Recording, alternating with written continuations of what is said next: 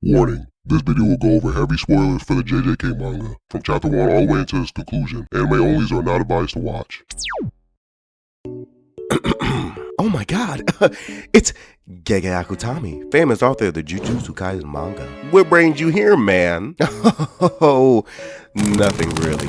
I just wanted to ask you a question. Who's your favorite character from my manga? Jujutsu Kaisen. Oh, that's easy, big dog. That's easy. Without a doubt, it gotta be Choso. His big brother relationship with Yuji Itadori, the main character of Jujutsu Kaisen, is so wholesome. And the relationship that he's developing with Yuki is so cute. I like the fan art all the time, man. And then there's his cool blood manipulation technique. What's not to like about him?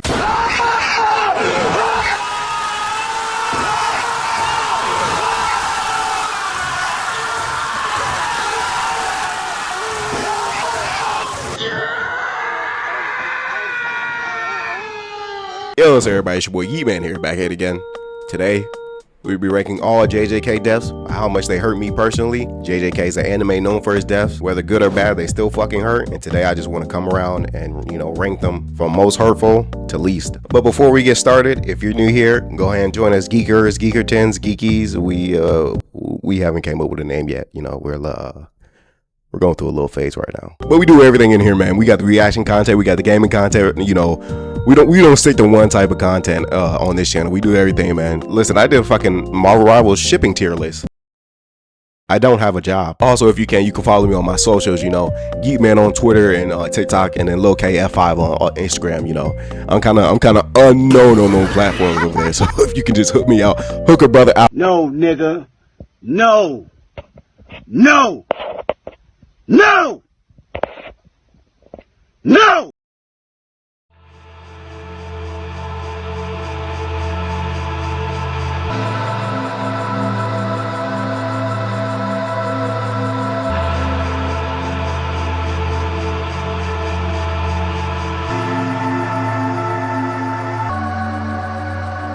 Our first death in the series is Wasuke Itadori. His death really didn't hurt me that much since he died in the first episode, though I still felt sad for Yuji since that was his only family member. But the more important part about his death is the impact that it left on the series. His dying wish to Yuji to live his life of helping others and dying surrounded by loved ones seems simple, yet due to unfortunate events in the future sets up a dilemma that Yuji struggles with throughout the entire series of both JJK and Modulo. So it is no exaggeration to say it's at least top 3 impactful deaths in the series. And thinking about Wasuke's life, his life is actually pretty sad. Now imagine your son's wife died and then she comes back and you know that there's something wrong with her, and you tried to tell your son yet he doesn't listen, and this eventually leads to his death, and now you're stuck raising your grandson by yourself, dying while knowing your grandson is going to be lonely. So you make a desperate risk hoping he finds others to connect with so he doesn't end up like you.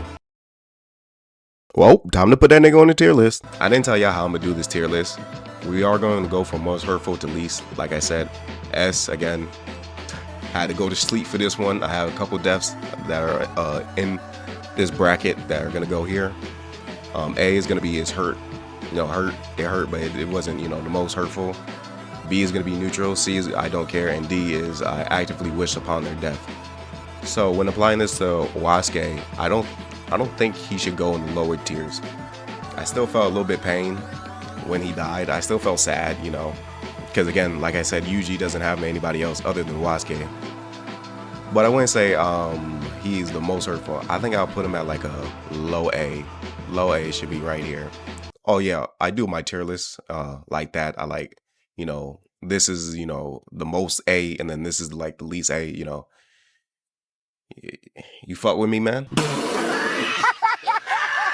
Next on the list, we got Todashi Okazaki. He's a minor character in the JJK series, if you don't remember him. He's the guy that Yuji was trying to save in the detention center. But not only does he find out that he died, but he also finds out that he committed a hit and run on a little girl. So obviously this causes a moral conflict within Yuji. So put him in on the tier list, I'll put him at B. Just because I really didn't care about him. He wasn't in the story that much for me to hate him. I know he committed a hit and run, but we don't really see him alive, so I can't really say I rooted for his death. So that eliminates C. So he's just neutral. We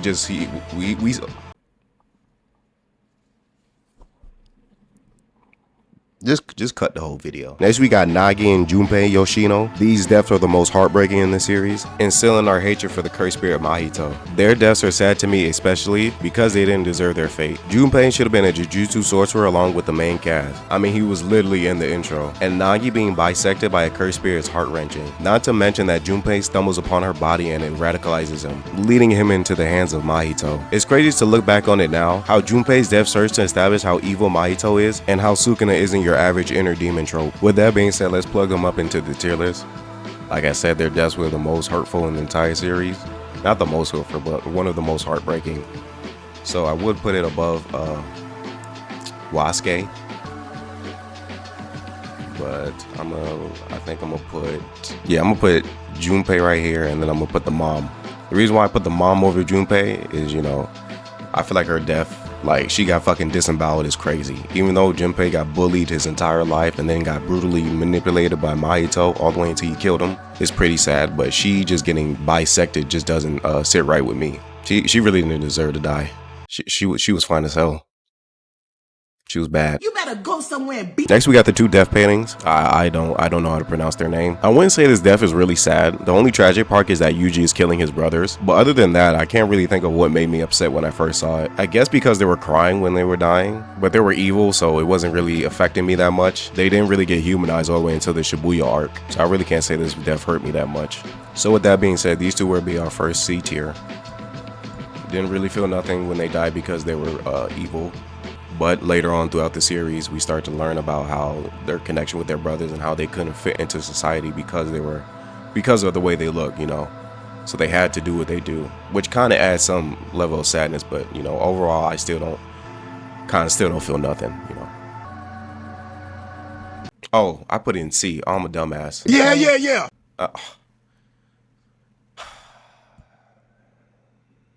I meant to put it in B. These were B because I don't feel nothing.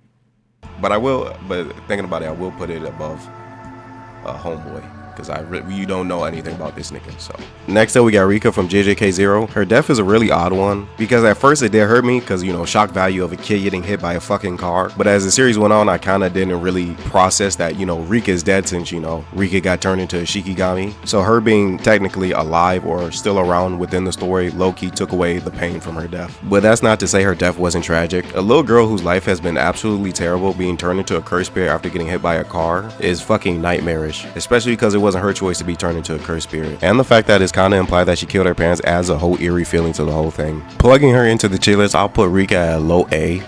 Like I said, her death really doesn't like hit on the sadness part, just because she's kind of still around just as a Shikigami. So it's not really processing the fact that she's dead for me personally.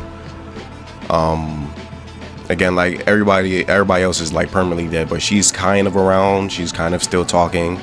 But it would be too weird to put it like at B, because again, it's still a child dying and turning into a fucking vengeful cursed spirit, which is a horrible fate. So I can't just put it at B with good faith. Next, we're moving on to the hidden inventory arc with Riko. Riko is kind of like Junpei before Junpei was born. They give you an impression that this character is going to be safe. They do a whole happy beach episode, sunny vibes, happy fun, everybody's playing. They get you connected with her relationship with Gojo and Geto, and it looks like they're going to be a fun trio. And then bam, her death is so tragic because she decided not to do the merger and live her life, just for Toji to come up and fucking shoot her. Dog, she didn't even know what the fuck happened. All she did was reach her hand out to Geto and she was already in heaven. And Toji got the nerve to say to Geto, alright, job's done now, you can leave. Like Geto was just supposed to take that. And then her body just laying there with her eyes open is fucking horrific. And then the fucking evil worm curse throws her body on the table like a bag of shit. It's so crazy. That shit boiled my blood. So plugging Riko into the tier list, without a doubt, it's a S. Like I said, I was very connected to her. And so for her to get killed off so unexpectedly like that and so tragic is fucking, it's so sad, bro. I remember when I was hurt, I had to put down the book for a day. Oh my god, that was tough. That was fucking sad. Oh my goodness. Oh well, I just realized who's next. I kind of should have included the Maid along with Riko. I don't feel like really re-recording that whole thing. Everyone, boo this nigga! The Maid died off screen to Toji. He walks in, when he kills Riko, he walks in and Geto's like, where's the Maid? And he says, oh, she's probably dead. She was sad too. I wouldn't say she's on the same level as Riko though, because we really didn't get to know her that much. All we knew that she was protective. But I think her death should go at like,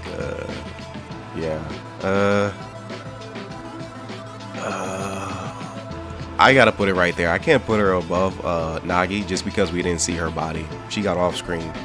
But the fact that she died is still fucking sad. Next we got Toshi Fushiguro. And if you heard what I said about Riko, you can infer what I think about Toji's death. Like I said, I was hurt by Riko's death, so when Toji died, I was low-key cheering. I know that's gonna rub some people wrong. I know Toji's the cool guy, the cool V-taper, you know, sexy guy, but, you know, I didn't like him when he killed Riko. I get it that he's strong and all, but that nigga had to go. His life is sad though. He was born into a clan that did not want him, and he was beaten viciously, became a assassin, met Mama Guru, and then when he thinks he went when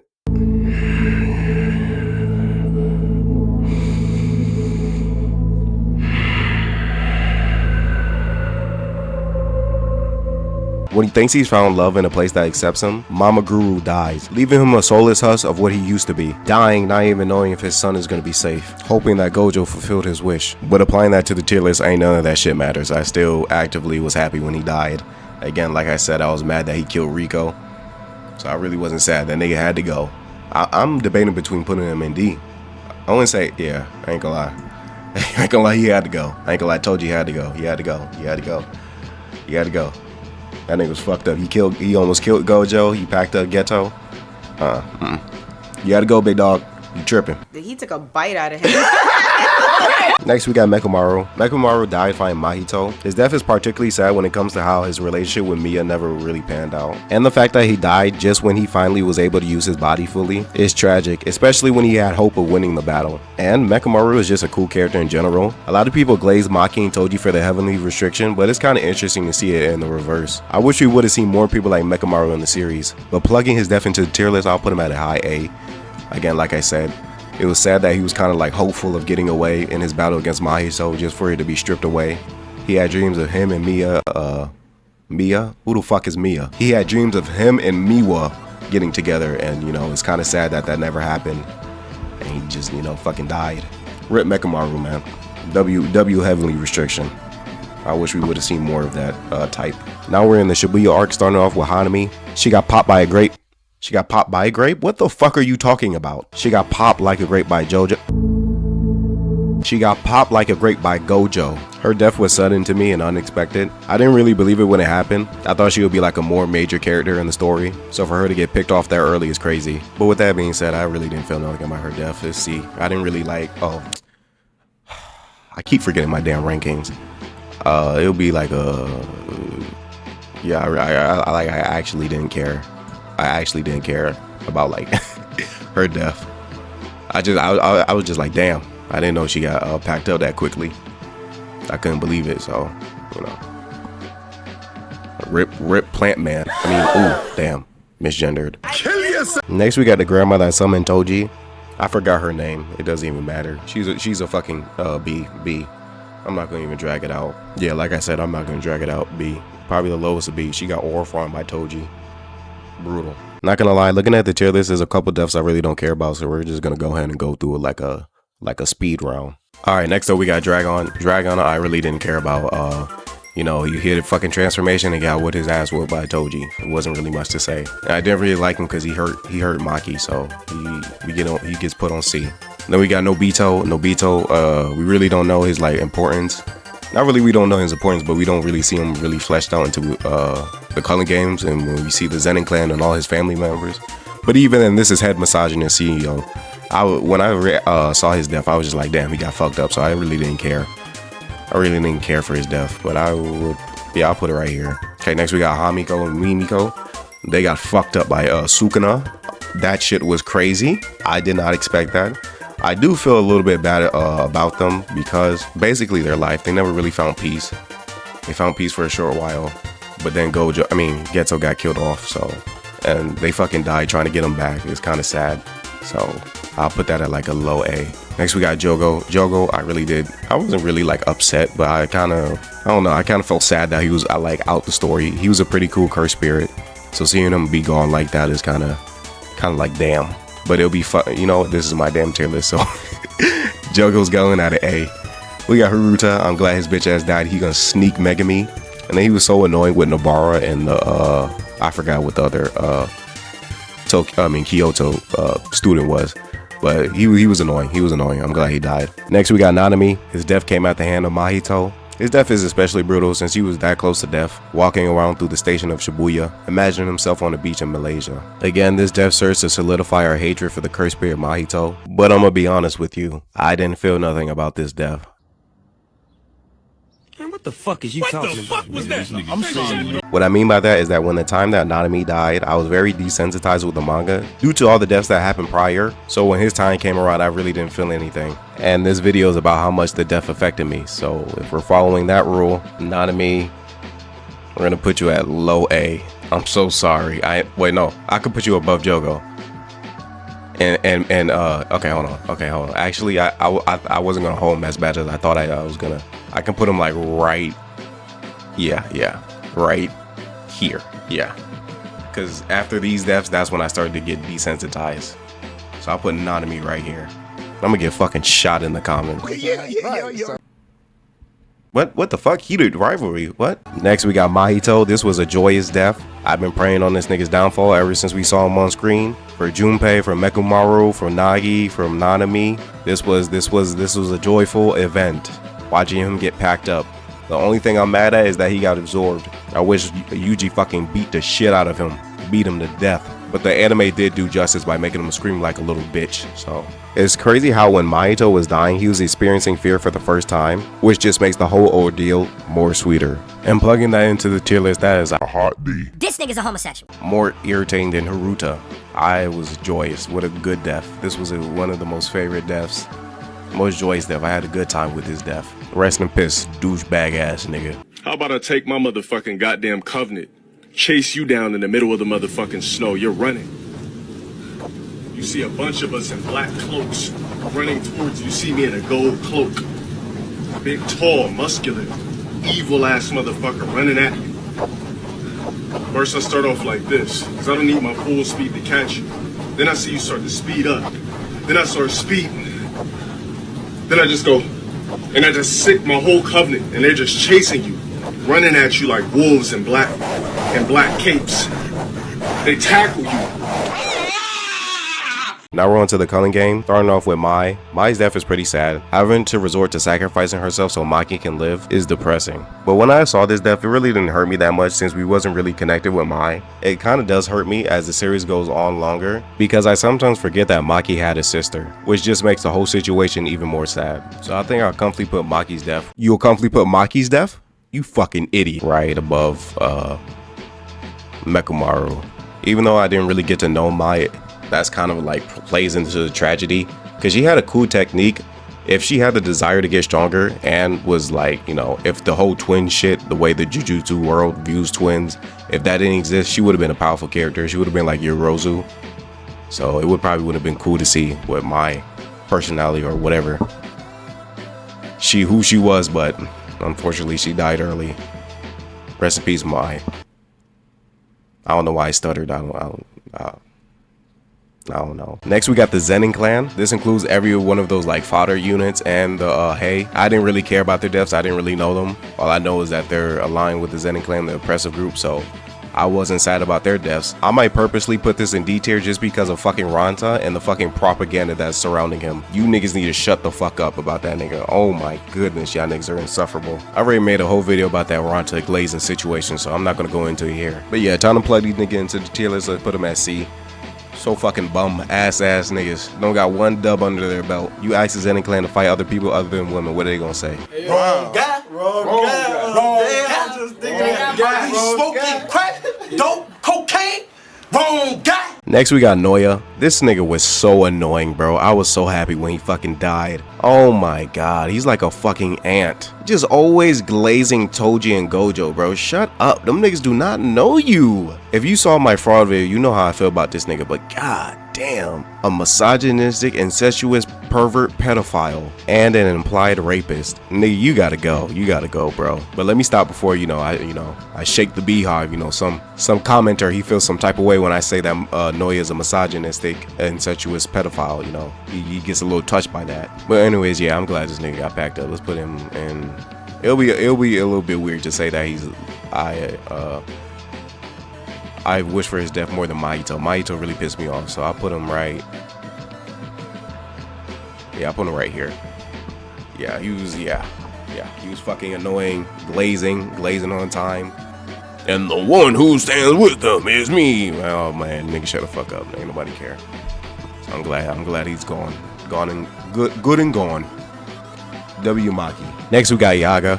This is a recently new one since it was adapted to the anime, but this was still sad. I'm gonna be honest, I don't really know how I felt when I first read it, so I'm kind of stuck, kind of lost here. So I'm gonna go off my feelings on the anime, how the anime adapted it. It did feel a little bit sad, the backstory with him and Kusakabe's sister. It humanized him a little bit before he died.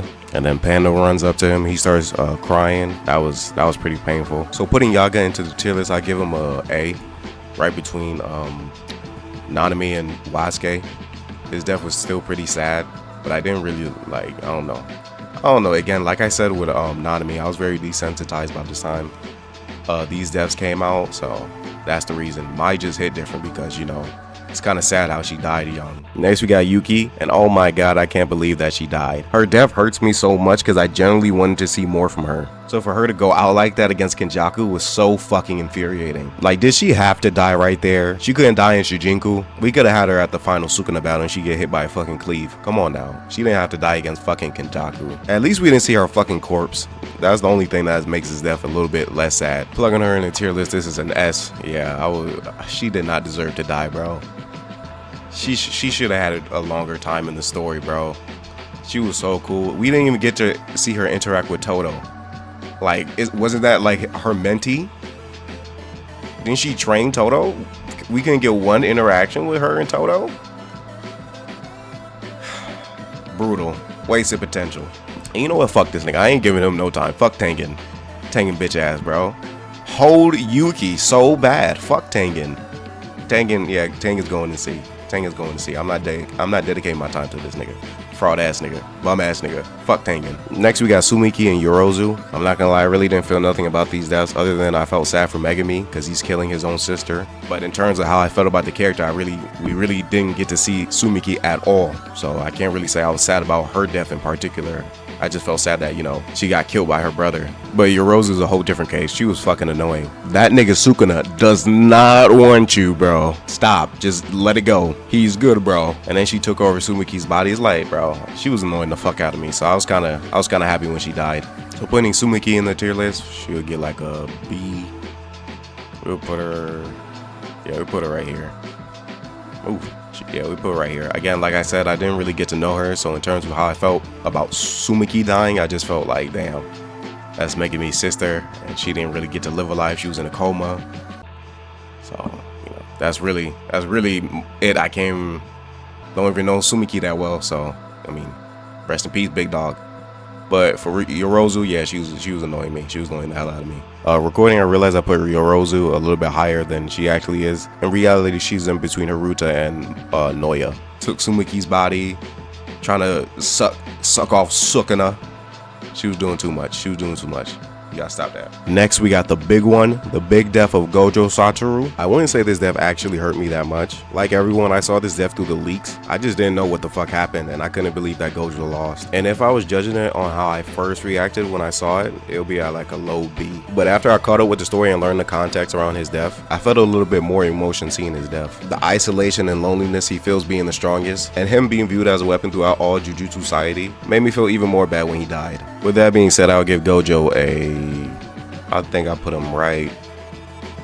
Yeah, I give him top of A. Like I said, all his character emotions with him being lonely by being the strongest, him pleading to Yuji to like be different, be better than him, a message that carries all the way in modulo. Basically just his whole character, really, comes to an end during that moment.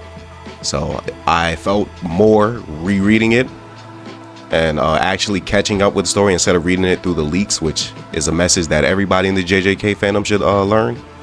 We should start reading leaks and basing our opinion off of leaks. We should actually read the source material, the product that is being presented to us by official sources, so we can get the actual, you know, experience that is meant to be. Yeah, Gojo, I think Gojo death was well done for the most part. I don't know why people, for some reason, him being killed off screen just derails the whole thing. I don't know why some of y'all think that. I think his death, it doesn't matter whether or not fucking Gege showed the panel of Gojo being sliced in half. It doesn't matter. I still think his overall character was, you know, it did what it needed to do. So, but yeah, rip Gojo. Oh, actually, one more thing. I can't believe that Gege actually stuck to it. I'm glad he stuck to his decision. Any other author, I felt like, would have folded and brought Gojo back, but no, that nigga died right there. He did not come back at all. That nigga was dead. But all right, on to the next one.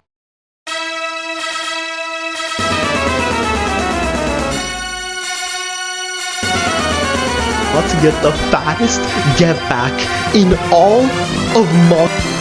Kashima was just a side character whose actions were to amount to nothing. What was the point of having him in the story?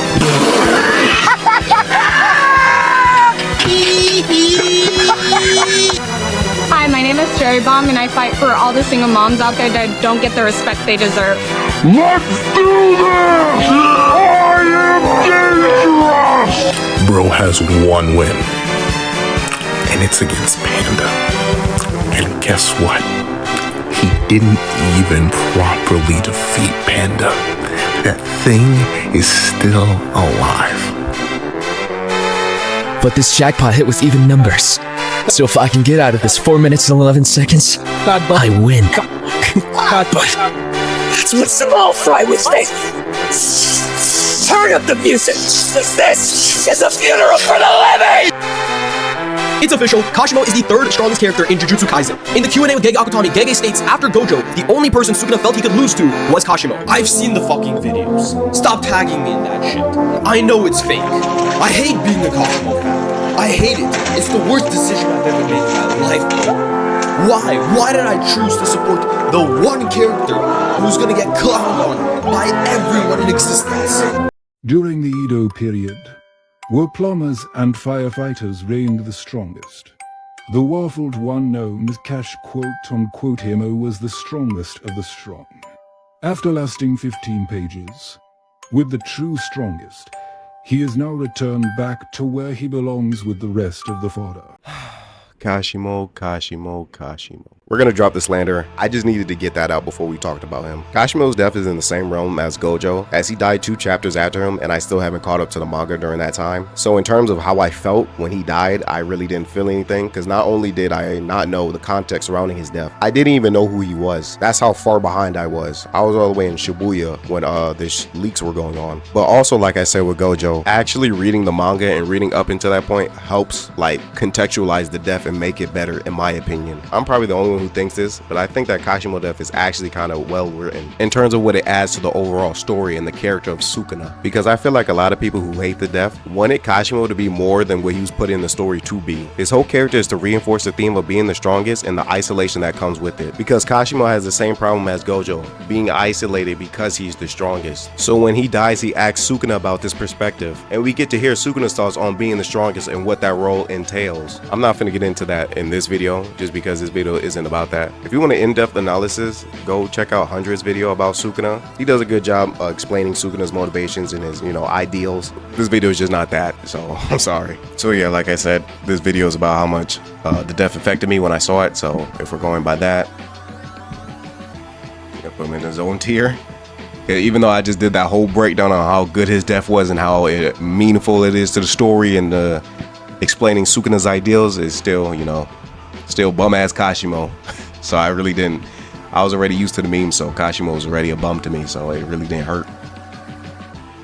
So, also let's just get this out the way. I'm not finna do, here's Iori, how you say it? Iori, the bomb nigga, he fought Megami. He dies by Kenjaku. Let's just put that in, I did not care.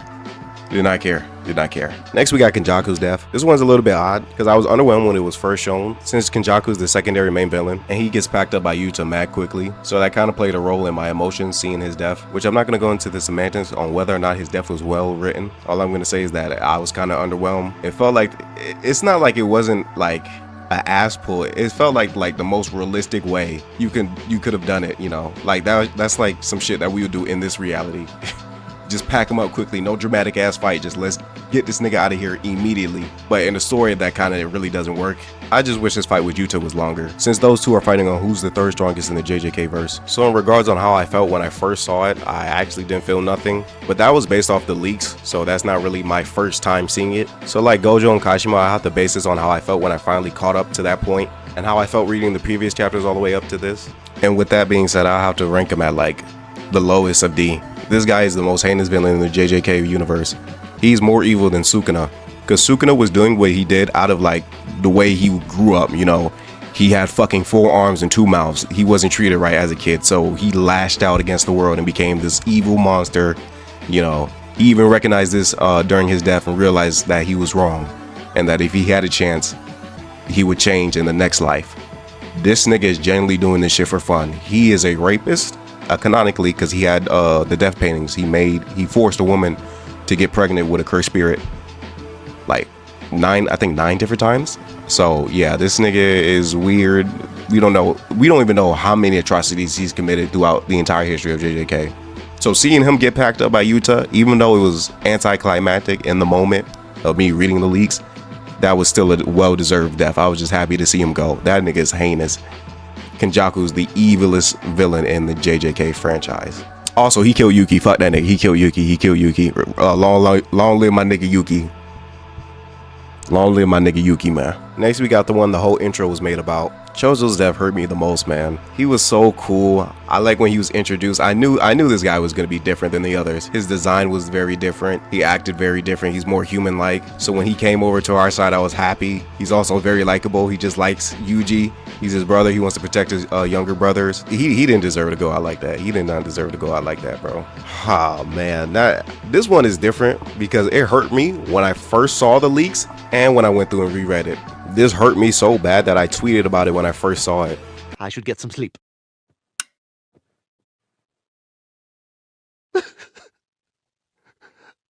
Yeah, man, with that being said, Choso's going all the way to a S tier. That was the most painful death I went through. Oh my god, I was hurt when Choso died. Oh my god, I remember opening my phone, seeing no Choso and dropping it. I had to turn it off. I couldn't believe it. I dropped to my knees. Oh, I was so hurt. And it came out late. It came out at night, so I had to go to sleep. That was a hurtful sleep, a hurtful dreaming. Oh, rest in peace, Choso, man. Fuck. And it was like a real death. Like, there was not like no off-screen bullshit. No, oh, he got slashed by Sukuna and, you know, we didn't get to see his body. He got a full, like, emotional flashback. Not emotional flashback, but an emotional moment with Yuji. Like, that was a full, whole-ass send-off to his character. Like, that nigga was dead. Gege killed that nigga. He gave that nigga a full send-off. That's when I knew it was over. Yeah, I turned off the phone. I turned off the phone and went to sleep. Oh my goodness. Oh man. Fuck JJK. Last but not least, we got Big KUNA. Big Sukuna's death. Again, this is another one where I read the leaks. Did not feel nothing because I actually didn't read and get the context of the entire situation or an entire story. So again, I didn't even know he got hurt. I couldn't even believe it. I thought he didn't die. I was like, oh shit, this is it for Sukuna. Oh, like when he got knocked off Megami, I don't know why my fucking brain didn't process that. Yeah, he's losing. This is him losing. So again, like I said, I didn't feel nothing when it came around. But rereading the series and actually catching up to that moment, I have an opinion about how I feel of Sukuna's death, and y'all not gonna like it. I wouldn't put him in D or C. He might go above. Yo, I ain't gonna lie. Yeah, he might go right here. Fuck out of here, nigga! Alright. What the fuck wrong with you, boy? Now hear me the fuck out. No! This video is how much the death hurt me partially. And Sukuna's death did hurt because I was like, damn, the villain's gone. I like Sukuna, bro. I know this is gonna start a war, but like, if we're talking from the perspective of how much it hurt, like, it didn't hurt me. Okay, Sukuna's death didn't hurt me the same way that Mai or Junpei's death hurt me. I felt sad because they died. I felt sad because we don't have no more Sukuna. Sukuna's leaving the story. Even though I felt sad because of how, like, you know, let me find words to put this in. I felt sad that Junpei and his mom, they were dying and how sad their deaths was. But I was sad for Sukuna's death because he died. What the fuck is you talking about? What the fuck was that? I'm sorry. It's two different things, but they're both leaving the same story. Jesus, I can't make a fucking sentence. Basically, I'm saying I felt bad for Junpei and his mother. I didn't feel bad for Sukuna, but I was still hurt that he died because they're leaving the story. Both of them left the story. It's just that I'm hurt in two different ways, but it's the same call. All right, bro. I sound like fucking Gege explaining Hikari's domain. It's not the same emotion in this fucking category.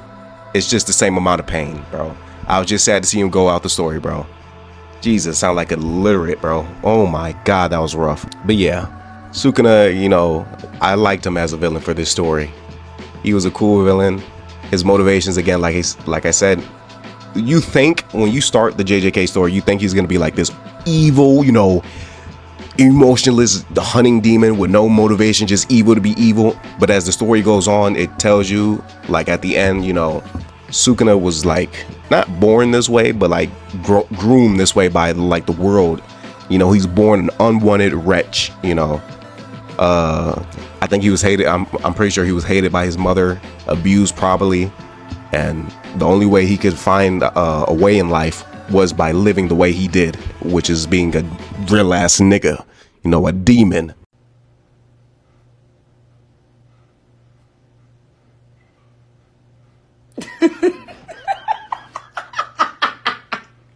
But he realized, hey, maybe I should have, you know, just chilled out and I didn't have to be this monster, you know, because in his own words, the only way he lived through life was a cannibal awaiting death. He was a cannibal awaiting death. That's how he lived. He said that to Kashimo. That's in the manga. Go read it. That's my thoughts about Sukuna and how much it hurt me. This is gonna look crazy out of context. I know. I'm ready to get hit by Twitter. I know. So on to the next death. S tier. That baddie did not deserve to die. Fuck out of here, nigga! Alright. The fuck wrong with you, boy? Urume's fan ass. She did not deserve to die. He did not deserve to die. If Urame looked at me like they looked at Haruta and Shibuya, I would have pulled my pants down and we would have seen a real incident in Shibuya. Alright, so this is the final tier list. This is everybody linked up. So let's try to organize her, give her last thoughts. Let's see. S tier, I think S tier is right. I agree. Urame is fine. Choso hurt. Yugi hurt. Riko, I was connected to all these. I think I want to do something with A. I forgot what I wanted to do. No, I remember. I wanted to put Tsukimi still up there. Her death was still sad. Just not as sad. I'll put her right here. Just below Rika. Yeah, just below Rika. That seemed good. Yeah, no, I didn't care. Yeah, wish was low-key happy they got packed up. Hated, was praying they got packed up. Yeah. For the most part, I stand by this list. Maybe I might change like in between, you know, the tiers, but for the most part, I think I stand by this. And again, like I said, this goes by like a snake. This is the most S. This is the least S. The most A. You know, Gojo's the most A. Jogo's the least A. You know, this in their own tiers. You know. So I wanted Kenjaku to die the most, and I was sad that Urame died, you know. So, alright, I'm gonna stop trolling. It goes to Choso. It literally goes to Choso. I was sad that Choso died. Let me stop trolling. Okay, so now we got the titles for the tier list. Now, I didn't want to put the titles before I had fully fleshed out my list. So niggas won't screenshot this. This is the full list. This is what I stand by to this date of what February 5th, 2026. This is what I stand by. You know, let me know y'all opinions down below if y'all agree with my takes or not. But yeah, man, that'll be it for me today. I'll see y'all boys later, man. Peace.